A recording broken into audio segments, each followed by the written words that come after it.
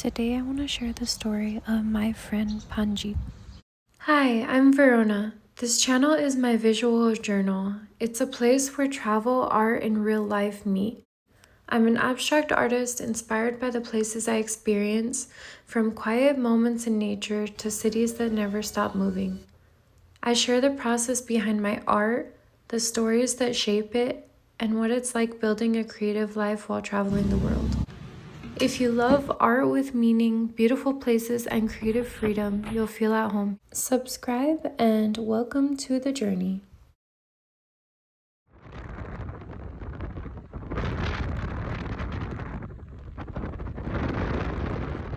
Oh my goodness, it's so pretty here. Look at that. The water is so blue. On the beach, and I wanted to fulfill a goal of painting near the ocean. I realized that I didn't have a palette to put my paint on.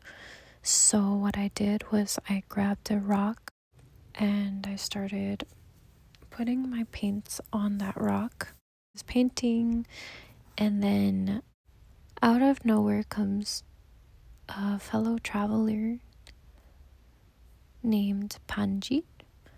He asked me what I was doing, so I told him I'm painting, and he pointed to the rock with the paint on it, and he said, "Are you painting that rock?"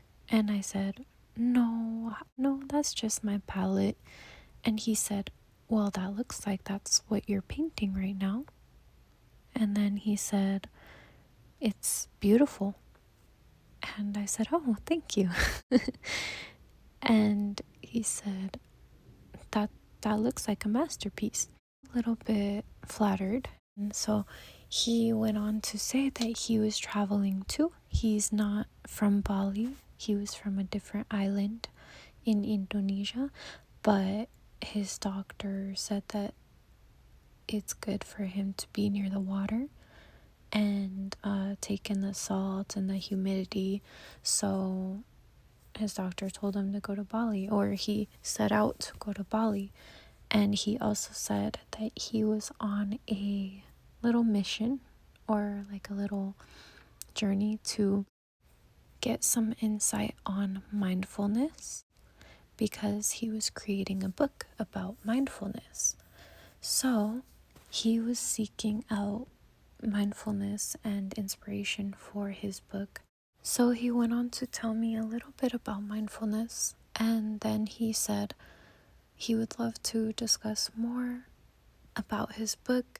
He kindly asked me if I had been to this little local restaurant next to us, and I said, no, I've never even been on this beach, and it was kind of just an impulsive trip here. He told me that he wanted to take me to this restaurant because it's one of the best and it sells real, genuine, authentic food.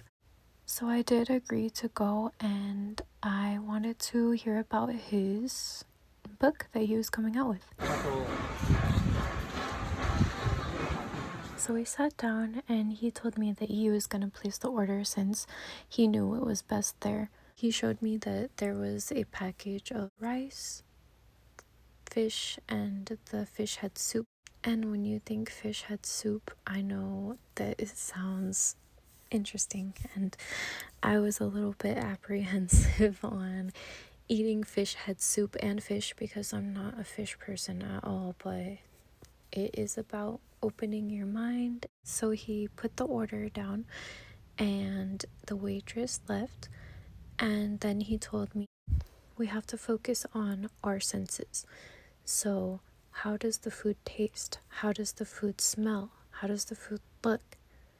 And I was thinking, I do not like fish. I was trying to rush through this meal and not taste any of it, and he's telling me to open all of my senses to this meal. This was in my head as he was explaining what we were gonna do. I said, okay, and I was a little bit nervous. So he says, we can't talk to each other. We can't be on our phone. We have to just focus on the meal. And so I felt completely uncomfortable. And I'm just anticipating the food getting here, and it felt like it was taking forever. So she drops the food on the table, and not a word was spoken to each other.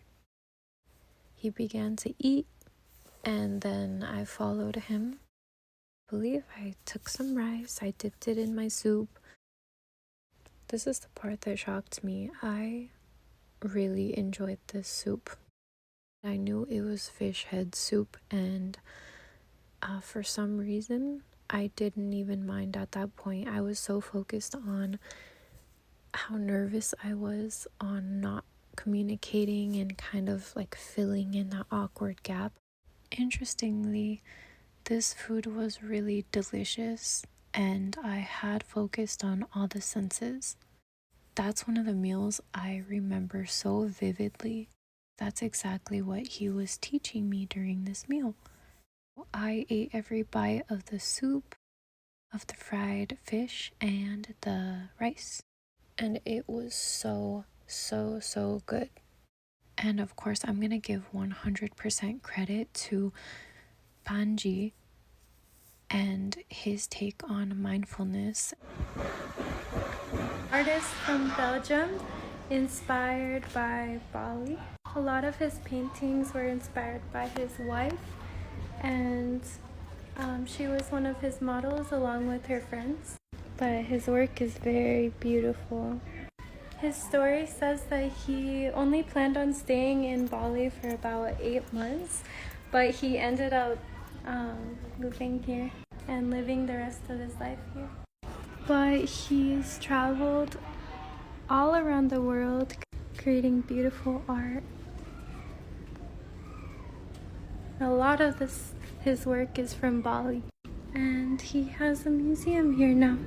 Very beautiful. And this art gallery is actually his old house.